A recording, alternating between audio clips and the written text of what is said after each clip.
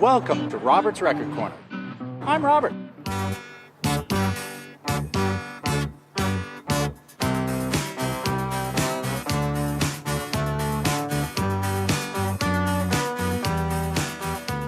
So, I'm here in St. Petersburg, Russia. I lived and studied here 25 years ago, and for the first time I came back a couple weeks ago and I met Nik and Oleg at a little place called Vinyl Records. Whenever I travel, I'm always looking for local records, and probably nothing excites me more than trying to get some Soviet bands and old Soviet music. Three things I want to get.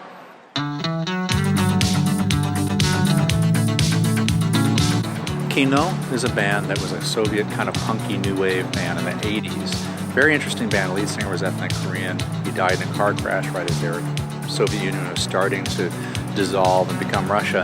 And this was a time when they would sing about wanting freedom and change, at a time when that could get you put in jail. Talk about punk rock. Think about those Soviet bands. Then there's Vladimir Vysotsky. В холода,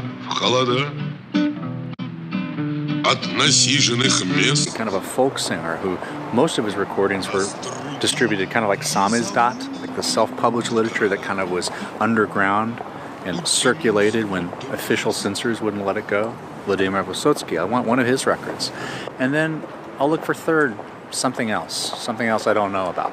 Soviet, maybe Russian indie rock from later. I'll see if Nik and Oleg have dug anything up. You were born to watch Soviet rom-coms. You were born to watch Soviet romantic bombs. Do you remember the first rock and roll song that you ever heard? You know, it's funny, but it was in 1957. Oh, Yes. My father was a sergeant for Russian Red Army, and we lived in East Germany. And by the radio I heard from West, the first, it shocked me. I tried to search for records in local record shop, but only DDR records. I heard that in the Soviet Union, sometimes people made records out of x-rays. You go to the doctor and x-rays. Is that true? Yes.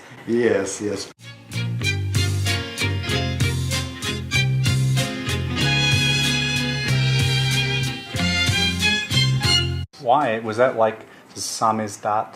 You know, Yes. So it was like yes, unofficial. Of course, unofficial.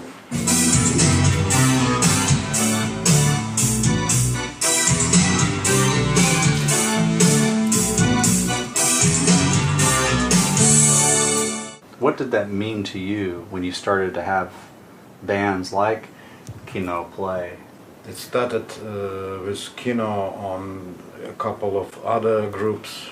It started a very interesting period in Russian rock music. Did they get in trouble? Yes, perhaps. Yeah. He was killed on stage. Yes. He was like shot or... Yeah.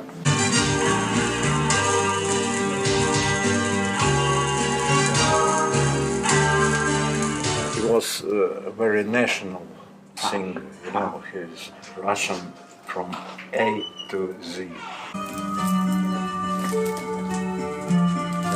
Russian. Yeah.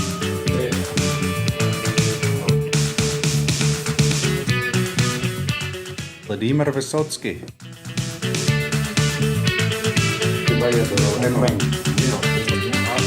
Вот,